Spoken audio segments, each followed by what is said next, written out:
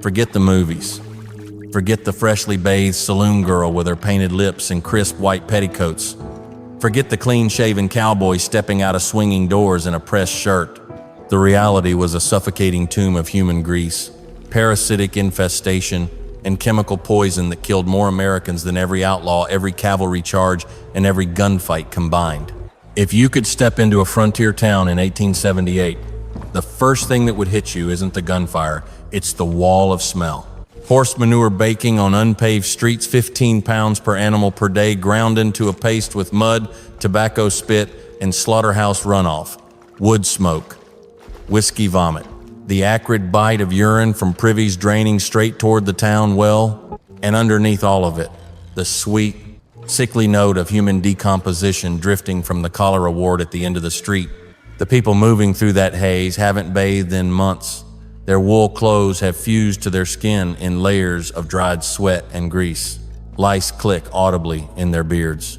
Their teeth, ground down by alkaline dust, are loosening from gums poisoned by mercury tonics sold to them by traveling con men. Their children scratch open scalps that visibly move with infestation. Their wives are dying in childbirth in dirt-floored rooms because no one washed their hands.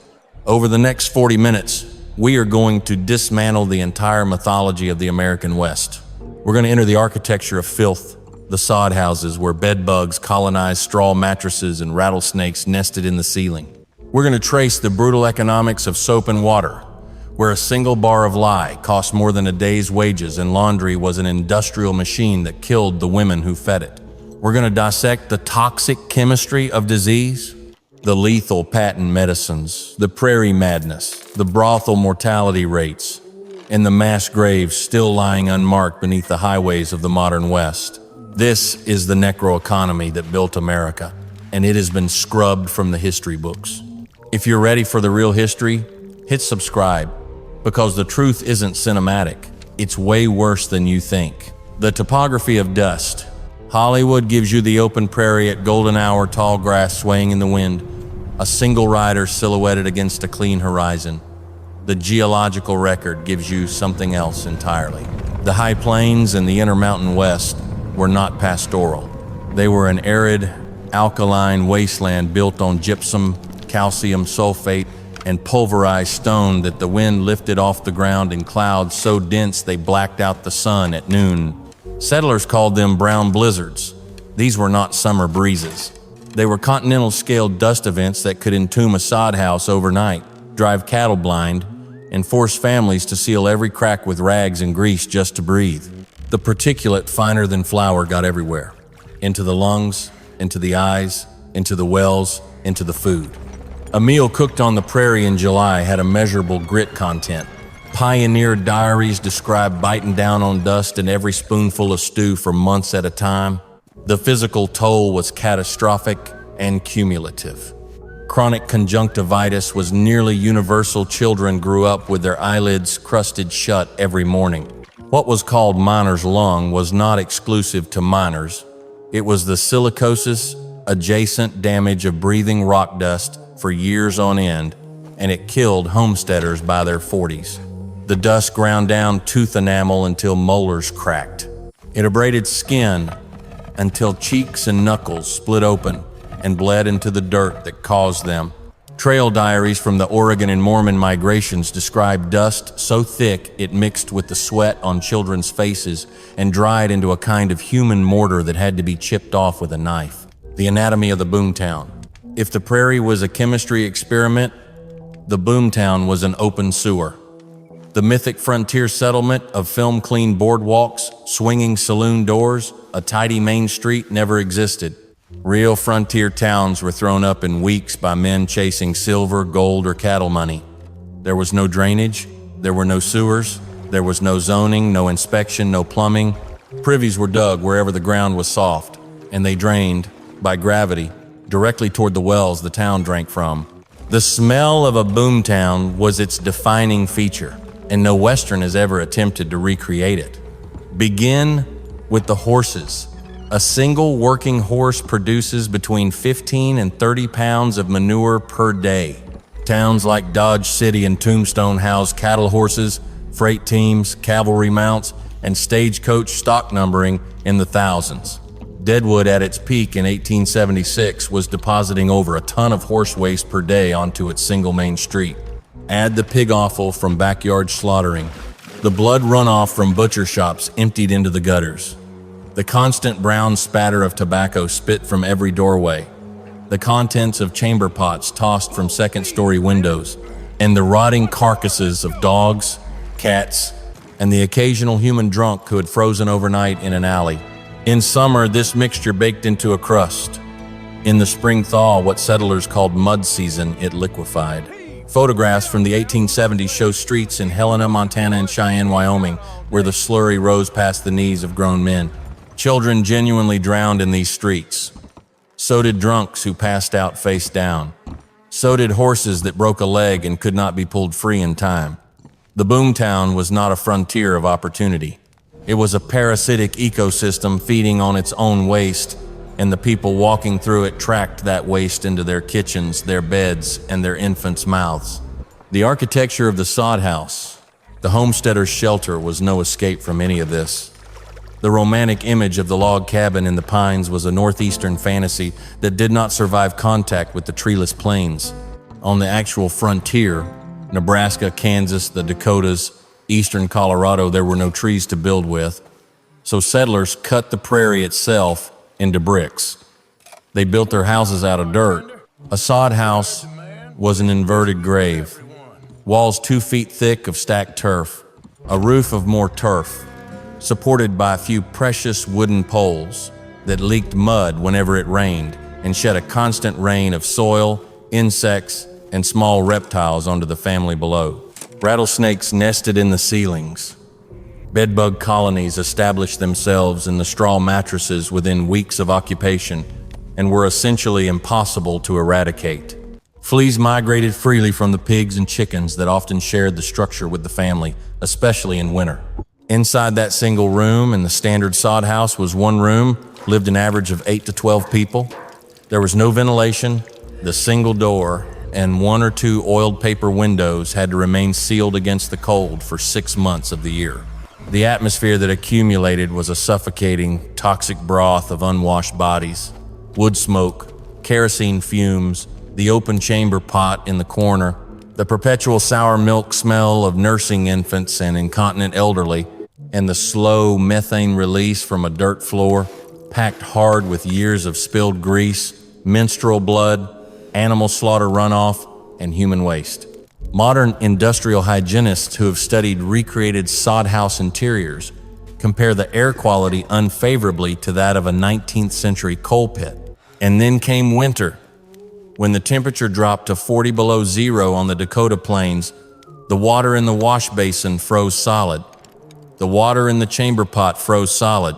Bathing did not happen, could not happen for 4, 5, sometimes 6 months at a stretch.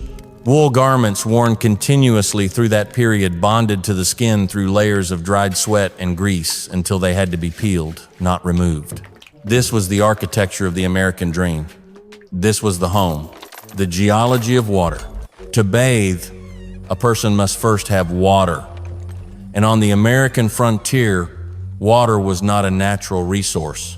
It was a commodity, a currency, and in many places, a weapon. The romantic image of the cowboy splashing his face at a babbling creek collapses immediately under the geological reality of the West. The high deserts of Nevada and Arizona, the alkaline flats of Utah, the windswept plains of West Texas, these were lands where surface water was either absent, poisoned, or claimed by someone with a gun. In the silver camps of the Comstock Lode, a single barrel of clean water sold for around $3 in 1875 money, more than a working man earned in a day, and often more than the same barrel of whiskey. This pricing structure created a brutal hierarchy of use. Drinking water came first, cooking water came second, dishwater came third, bathing, if it happened at all, came fourth, fifth, or never.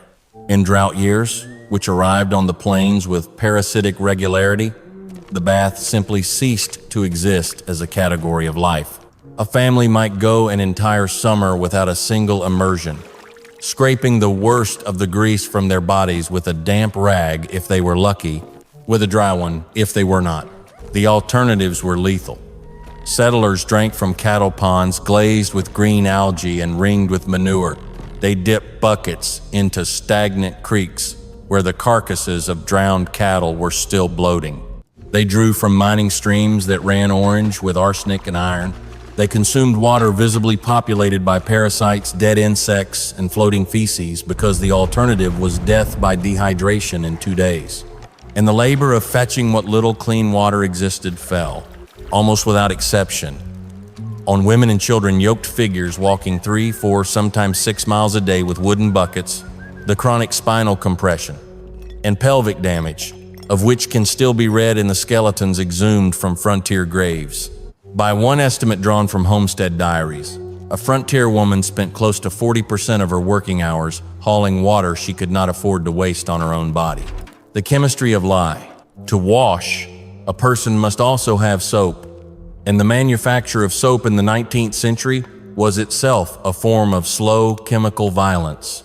The process began with the rendering of animal fat, a multi-day operation conducted in open kettles over wood fires, producing a stench of cooked carrion that settled into the walls of the home for weeks. The fat was then combined with lye, a caustic alkali leached from wood ash through a wooden barrel called a hopper. The result was a corrosive paste that could blister skin on contact and that the woman of the house had to stir by hand for hours. Every batch was a chemical injury waiting to happen. Lye splashed onto a forearm, took out a ragged crater of flesh. Lye in the eye blinded. Lye breathed in, scorched the throat and lungs. The hands of frontier women in their 40s were photographed from medical journals of the period. Knuckles permanently scarred white, fingernails split, skin thickened into chemical leather.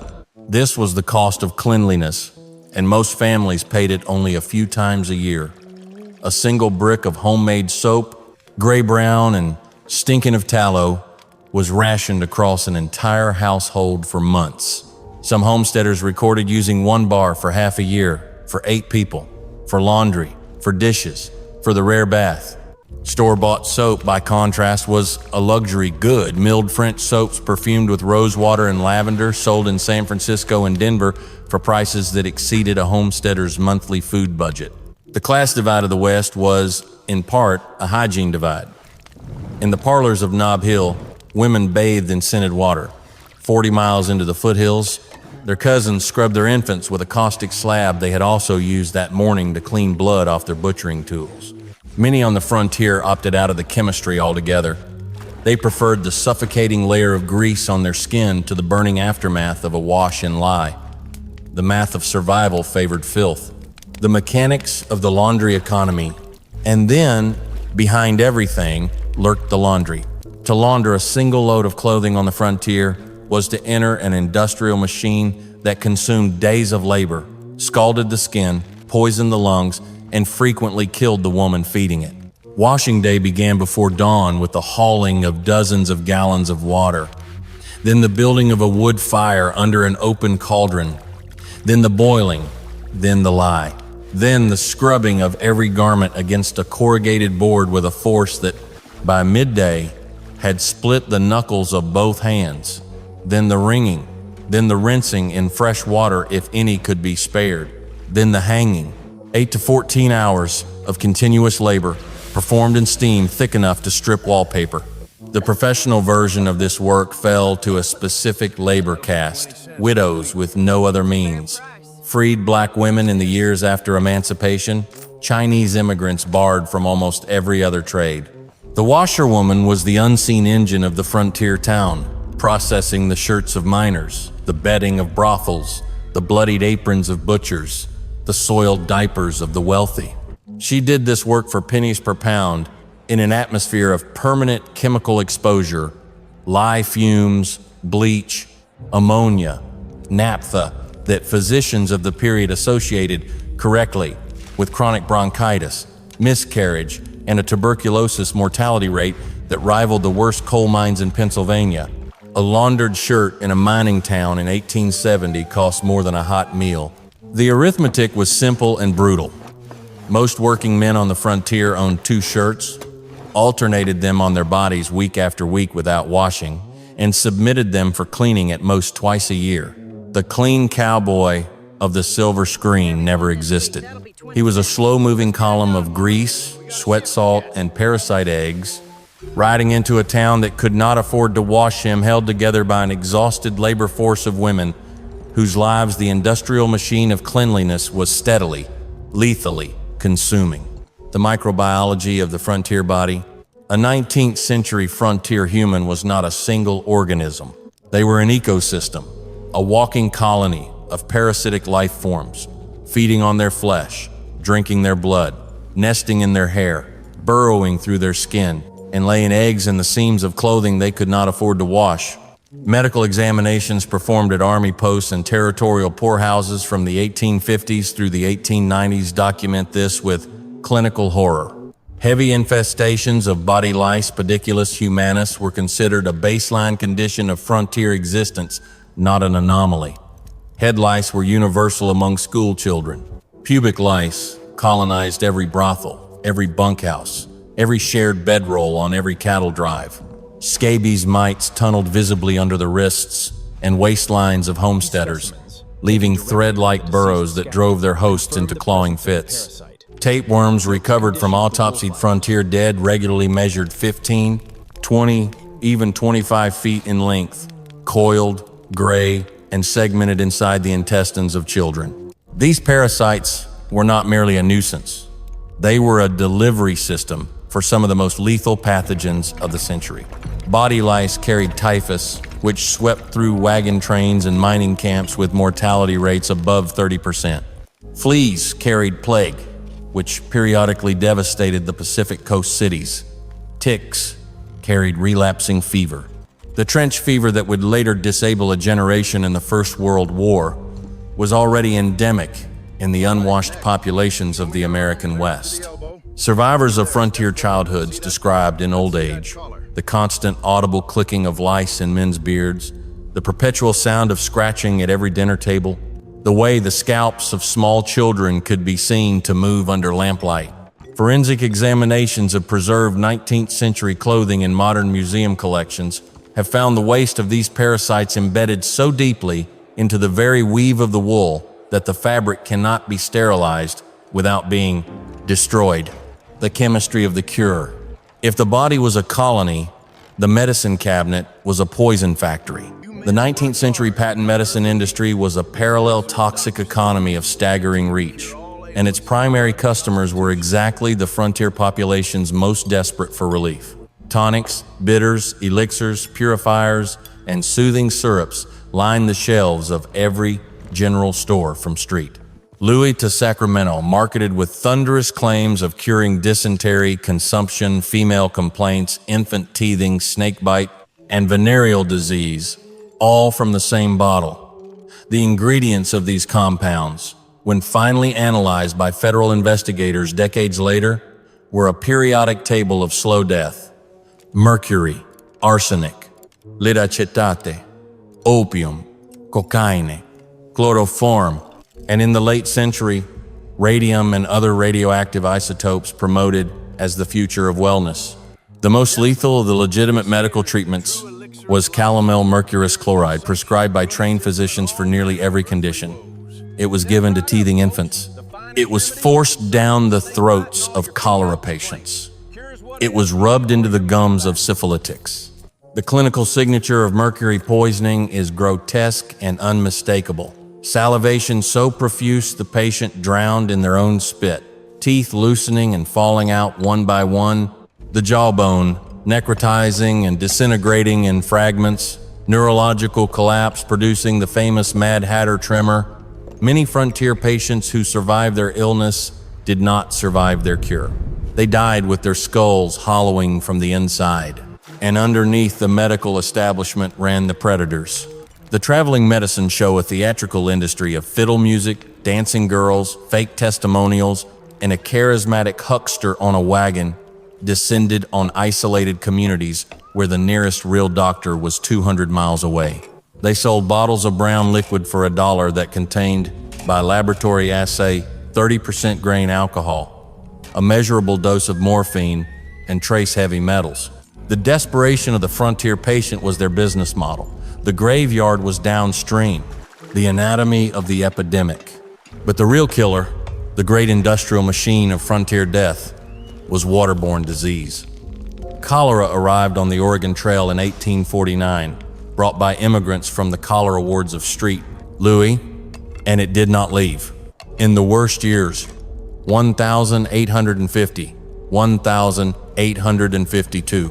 An estimated 1 in 10 immigrants died of cholera on the trail. The mathematics of an outbreak were terrifying in their speed. A single infected traveler defecates into a creek. A wagon train 2 miles downstream draws their evening water. Within 24 hours, 100 people are vomiting. Within 72 hours, half of them are dead. The death itself was a public spectacle of dehydration. The cholera victim voided fluid from every orifice, vomiting clear gallons, evacuating rice water stools by the bucket until the body shrank visibly within its own skin. The eyes sank into the skull. The fingers withered into claws. The skin turned a peculiar bluish gray that gave the disease its trail nickname, the Blue Death. Children who had been laughing at breakfast were cold in the wagon by sunset. The trail was lined with shallow graves, hundreds of them, thousands eventually, and modern archaeologists have located mass burial sites where entire wagon companies were interred together because there were not enough survivors to dig individual holes. Typhoid did the same work more slowly. Dysentery ground people down over weeks. Smallpox, sometimes spread deliberately through contaminated blankets, devastated indigenous nations and settler communities alike, and the towns of the frontier had no quarantine infrastructure, no isolation hospitals, no public health authority of any kind. A boomtown that had grown to 5,000 souls could be reduced to 1,000 within a single summer outbreak. The rest fled or buried. The cemeteries of Dodge City, of Tombstone, of Virginia City, all doubled in size in the cholera and typhoid years. The land between the wagon ruts on the Oregon Trail is still, today, a corridor of unmarked graves, settlers killed not by indigenous raids, not by outlaws, not by the famous violence of the West, but by the invisible biology of their own filth. The sociology of stink. Hollywood gives you the rugged hero who smells of leather and gun smoke, the love interest who tilts her face up to be kissed without flinching. The documentary record gives you something humiliating. In a society without deodorant, without regular bathing, without the chemistry of soap to penetrate the layers of fused sweat and grease on the human body, the smell of a person was a piece of public information, a social signal as legible as their accent. And the frontier population, by every contemporaneous account, smelled catastrophic. The diaries of better-class travelers from the East describe entering a frontier general store and being physically driven back into the street by the wall of human odor inside. School teachers from Boston, posted to Kansas Territory, wrote letters home about children whose smell made them gag, who they could not stand to be near, who they sent outside not for misbehavior, but because their presence in a sealed room had become unbearable. Suitors were rejected on the basis of smell. Marriages were strained by it. Frontier women, in their private correspondence, describe a slow erosion of self, a creeping awareness that they no longer knew what their own bodies smelled like, because the stench had become their continuous baseline, a kind of olfactory background radiation. The wealthy weaponized this divide. In San Francisco, Denver, and Sacramento, the merchant class doused themselves in lavender water and eau de cologne, specifically to be identifiable at a distance as people of a different caste. The frontier poor were marked by their smell from 20 paces. They knew it. Their children knew it. The intimate consequences inside the home, the documented decline in physical affection, the children who flinched from parents whose beards crawled with lice, the marriages that became transactional out of mutual revulsion are visible in family letters of the period if you read them with an honest eye. The pathology of prairie madness. And then, on top of the stink and the parasites and the isolation, something began to break inside the frontier population.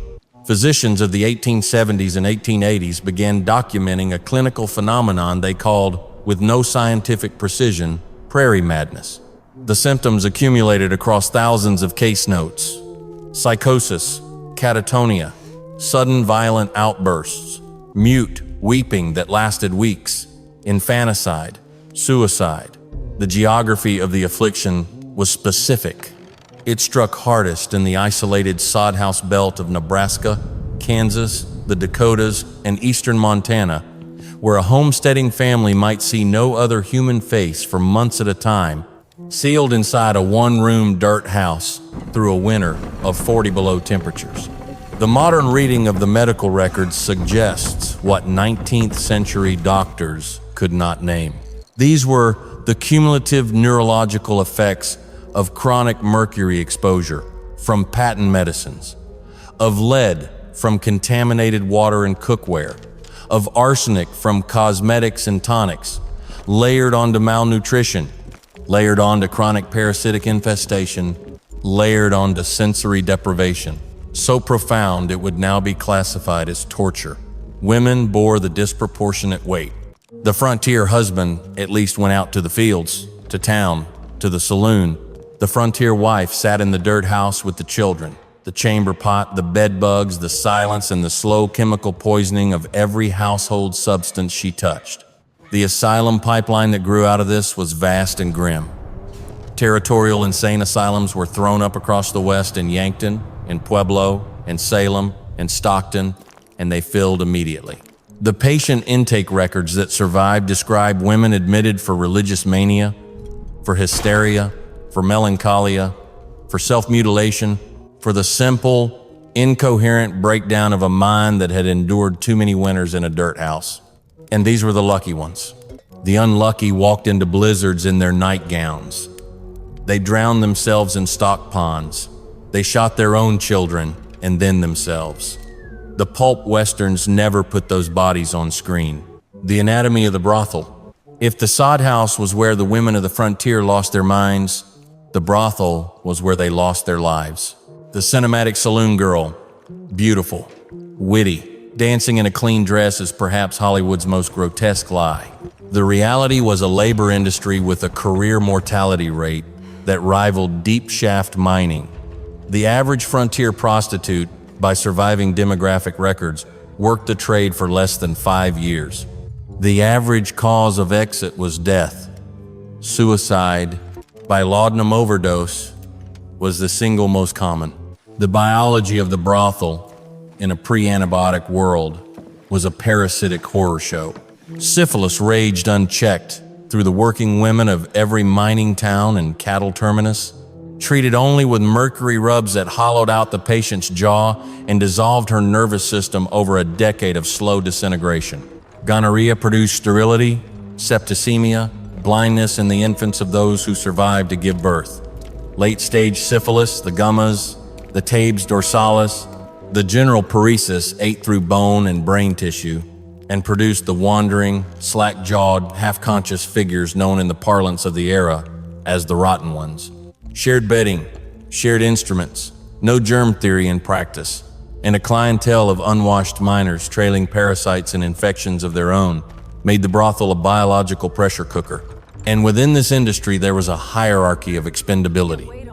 White American women occupied the top tier, the parlor houses, the named courtesans, the survivors. Below them, in descending order of value and ascending order of horror, were the Mexican, Irish, and German immigrants. Below them, the Chinese women trafficked into San Francisco's cribs, where life expectancy after entry into the trade was, by some historical estimates, less than 2 years. Below them, indigenous women taken from reservations and reduced to the lowest forms of labor. Below them, the black women freed from slavery into a Western economy that offered them almost no other path. These women died young, in great numbers, of disease, of overdose, of violence, and they were buried in unmarked graves outside the town limits because the cemeteries would not have them. The romantic West was built on their bodies. It then forgot their names. The geometry of the mass grave. The bookkeeping of frontier death is harder to do than the bookkeeping of frontier violence, and that is precisely why we have forgotten it. The dime novels and the silent films counted gunfights. They did not count the cemeteries. The numbers where they survive are catastrophic. In Topeka, Kansas, in the 1870s, the recorded infant mortality rate exceeded 300 per 1,000 live births, meaning 1 in 3 children born did not live to see their first birthday. In some sodhouse counties of the Dakota Territory, that rate climbed past 400. In Tombstone, Arizona, in its peak silver years, the cemetery records show that for every man buried with a gunshot wound, 15 were buried with cholera, dysentery, tuberculosis, or fever, undetermined. For every famous outlaw shot in a saloon, an entire row of nameless children was laid into the dust behind the church. Modern forensic archaeology has begun, in recent decades, to read the bones. Skeletons exhumed from frontier graves show rickets in nearly every child examined, the soft, bowed femurs of vitamin D deficiency from lives lived in dark sod houses without sun. They show scurvy in adults, the porous skulls and missing teeth of long winters without fresh food. They show parasitic damage preserved in the calcified remains of tapeworm cysts. They show the chemical fingerprint of mercury, lead, and arsenic concentrated in hair and tooth enamel at levels that would today require immediate medical evacuation. And surrounding this catastrophe, profiting from it, stood the undertakers. The professional embalming industry, born in the Civil War and migrating west afterward, became one of the most reliably wealthy trades in any boomtown. The coffin maker out-earned the doctor. The graveyard plot speculator out-earned a silver prospector. In Virginia City, in Bodie, in Leadville, the men who buried the dead built the largest houses on the hill. The necroeconomy of the West was not a metaphor. It was a literal industry, and its raw material was the slow, daily death of the population by filth, the reckoning of public health.